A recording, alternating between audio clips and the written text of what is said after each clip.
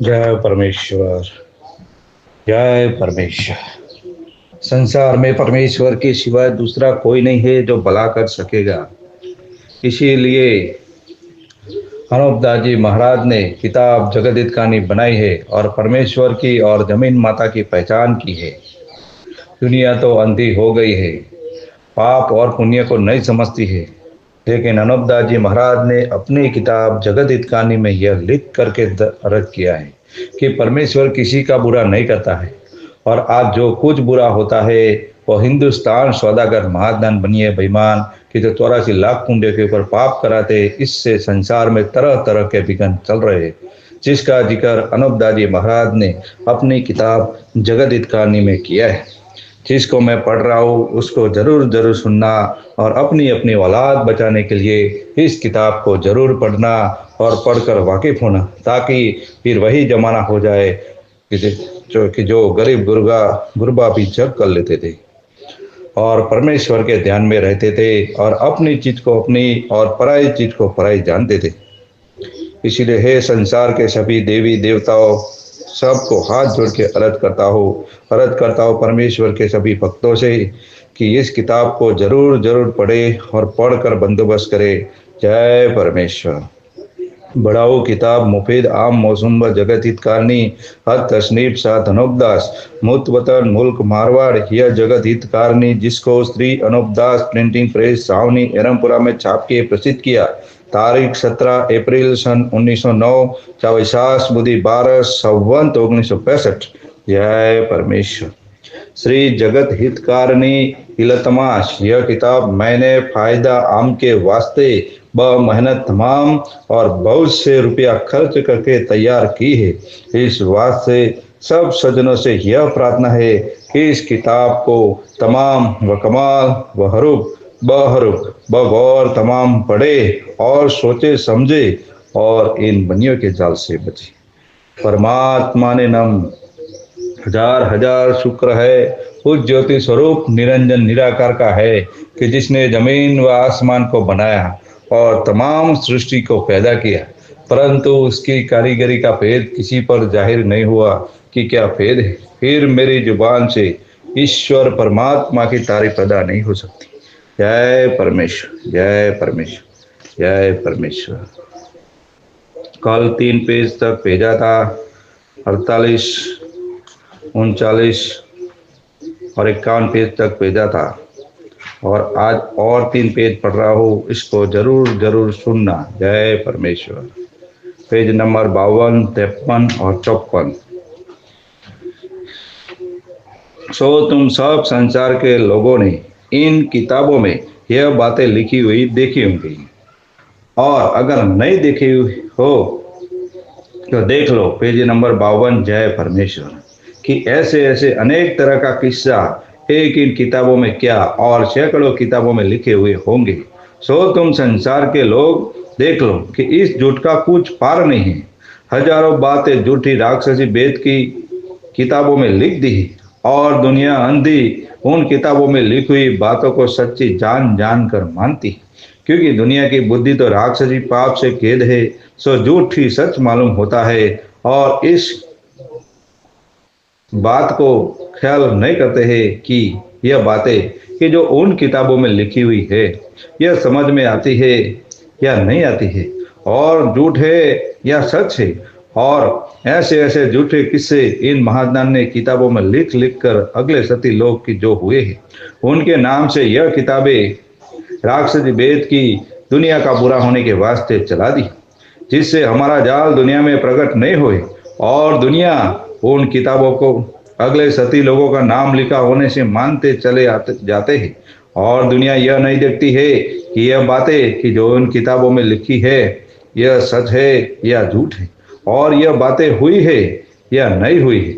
और इन बनियों ने असली धर्म वेद की किताबें तो छुपा दी है कि जिनमें धर्म पुण्य की बातें और कुल काम धर्म चलने के लिखे थे, और राक्षसी वेद की किताबें झूठी चला दी है। तो राक्षसी वेद की किताबों में ही इन महात्मा ने यह चालाकी की है कि उन किताबों में अव्वल नाम परमेश्वर का और कोई कोई बात सच्ची लिख दी है, कि जिससे दुनिया उन किताबों को राक्षसी भेद की और झूठी ना समझे। यह चतुराई की है और बाकी तो तमाम बातें राक्षसी जाल की दुनिया का डबोने के वास्ते किताबों में लिखी हुई है। सो दुनिया असली धर्म भेद की किताबों को तो तलाश नहीं करती है और इन्हीं की इन राक्षसी जाल की किताबों को पढ़ कर डूबते चले जाते हैं। सो किताबों के पढ़ने से तो कुछ नहीं होता है, परंतु इन किताबों में और टिप्पणों में संसार का बुरा होने का हाल लिखा है। जैसे कि यह महाजन लोग उन 84 जैसे जैसे ये महाजन लोग उन किताबों में लिखे मौजिब होम पाप संसार का बुरा होने के वास्ते कराते हैं, वैसे ही डूबते जाते हैं। सो मैं गरीब साधु कुल संसार का भला होने के वास्ते लिखता हूँ कि असली धर्म भेद की किताबों को देखो कि उनमें क्या लिखा है और धर्म पे चलो और राक्षसी जाल को मिटाओ और राक्षसी विद्या के जाल से निकलो जो तुम्हारे सब संसार की औलाद उभरे। और यह राक्षसी जाल की किताबें ऐसी है कि जैसे रावण ने संसार का बुरा होने के वास्ते चलाई दी और रावण ने भी किताबों में अगले सती लोगों को और ऋषिश्वरों का नाम कि जो रावण से पेशतर हुए थे उनके नाम किताबों में लिख दिए। Page number 53। जय परमेश्वर। जिससे रावण का नाम चौड़े नहीं आए और संसार के लोग अब तक इस बात को कहते हैं और खुद जानते हैं कि रावण कोई बात अपने सर नहीं लेता रहा। उसी तरह से इन सौदागर महाजन ने भी इन राक्षस जाल की किताबों में अपना नाम नहीं लिखा है, जिससे इनका नाम संसार में छोड़े आवे। इस वास्ते अगले सती लोगों का नाम इन बनियों ने लिख दिए हैं और रावण ने असली धर्म पुण्य भेद की किताबें छुपाई थी। सो रावण के वक्त में तो रामचंद्र जी सरीके और कंस के जमाने में श्री कृष्ण जी सरीके लोगों ने इस राक्षस जाल की किताबों को और टिप्पणों को पानी में डुबो दिए और गला दिए थे और दुनिया में इन किताबों का नाम मिटा दिया और असली धर्म पुण्य भेद की किताबें दुनिया में चलाई। जब दुनिया समझी है और दुनिया की आंखें खुली है, जब संसार की औलाद उनके राक्षसी पाप से बची। सो अब भी ऐसा ही राक्षसी जाल और राक्षसी जाल की किताबें इन सौदागर महाजन ने भी रावण की तरह से दुनिया में बुरा होने के वास्ते चलाई।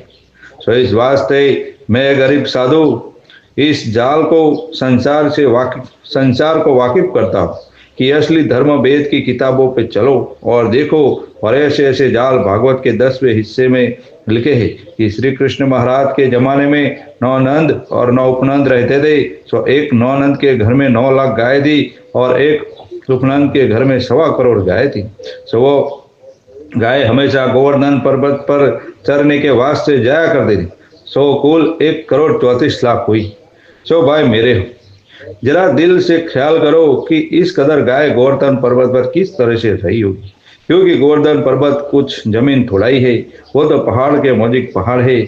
और अलावा इसके यह जो संसार के लोग कहते हैं कि ब्रुज के लोगों से इंद्र महाराज ने तकरार की थी, जब इंद्र महाराज ने गुस्सा होकर 12 मेघ माला चढ़ाई, 12 मेघ माला से चढ़ाई की थी और कहा कि मैं ब्रुज को जल से डुबो दूंगा। सो इसका हाल श्री कृष्ण महाराज को इस हाल की खबर श्री कृष्ण महाराज को पड़ी जब श्री कृष्ण महाराज ने अपने हाथ के नाखून पर पहाड़ को उठा करके ब्रुज के ऊपर छाया किया और ब्रुज को नहीं डूबने दिया। सो यह बात भी झूठ की और ख्याल करने के काबिल है, क्योंकि पहाड़ किसी से नहीं उठ सकता है, क्योंकि पहाड़ क्या 1 शेर 2 शेर या मण 2 मण का था कि जो उठा लिया होगा। यह बातें इन सौदागर महादान के राक्षसी पाप की है। सो अब तुम संसार के लोगों इन बातों का पेज नंबर 54। जय परमेश्वर। ख्याल करके होशियार होके और इन बनियों के पाप को छुड़ाओगे जब तुमको और तुम्हारे बाल बच्चों को सुख प्राप्त होगा, नहीं तो ये बनिए सबको अपने राक्षसी पाप से बिना मौत मार देंगे।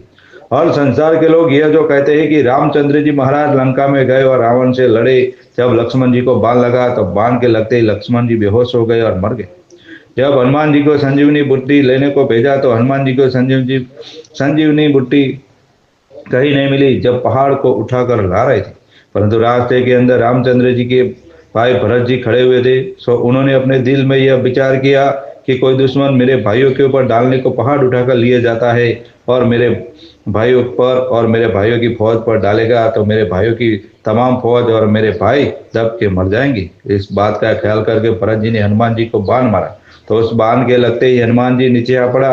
जब हनुमान जी को भरत जी ने पहचाना और पहचान कर बहुत फिक्र किया कि मैंने तो अपने घर के आदमी को तीर मार दिया। जब हनुमान जी को भरत जी ने अपने बाण के ऊपर पहाड़ समेत उठाकर अपने भाई रामचंद्र जी के पास पहुंचा दिया। सो भाई मेरे, बाण कोई घोड़ा गाड़ी था कि जो उसके ऊपर लाद कर पहुंचा दिया। और पहाड़ क्या, एक शेर दो शेर या मन दो मन का था कि जो मान के ऊपर लाद कर पहुंचा दिया। सो भाई मेरे, अव्वल ऐसी बातों का ख्याल करो कि जो बाण के ऊपर एक कील होती है तो उसमें एक पैसा पर बोझ नहीं जा सकता है। सो जबकि पैसे पर बोझ नहीं जा सकता है तो पहाड़ वगैरह किस तरह से जा सकता है। ऐसी ऐसी बातें कुल झूठी है और दुनिया अंधों के मुआफिक है कि जो कोई शख्स फरेबी बातों को कहता है उसको सच्चा जान लेते हैं, क्योंकि दुनिया की बुद्धि भ्रष्ट हो रही है, इससे बिल्कुल ख्याल नहीं करते हैं। और तमाम किस्से रामायण में लिखे हुए मौजूद है। तो देख लो, बल्कि झूठी किताबें हिंदू मुसलमानों के घरों में है, वो सब बनियों के घर की चलाए हुए है। परंतु जितनी किताबें की बनियों ने चलाई है उसका कुछ अंदाज भी नहीं है, और अपन हिंदू मुसलमानों के हाथों में पकड़ा दी और आप अलादा के अलादा रह गए कि जब कोई झूठी किताबों का हाल दरियाफ्त करेगा तो हम बनियों से कोई भी दरियाफ्त नहीं करेगा। तो इस वजह से हिंदुओं के और मुसलमानों के और अंग्रेजों के बच्चे और औलादें मारी जाएगी और हम तो बचे के बचे रहेंगे। परंतु अपन हिंदू मुसलमान और अंग्रेज वगैरह के बुजुर्ग कि जो भगत हो गुजरे हैं और मालिक की भक्ति करते रहे, इसे भगत लोग अब तक मशहूर है। जय परमेश्वर, जय परमेश्वर। इस 3 पेज की रिकॉर्डिंग भेजी है, उसको जरूर जरूर सुनना और अपनी अपनी औलाद बचाने के लिए जरूर जरूर बंदोबस्त करना। जय परमेश्वर, जय परमेश्वर, जय परमेश्वर।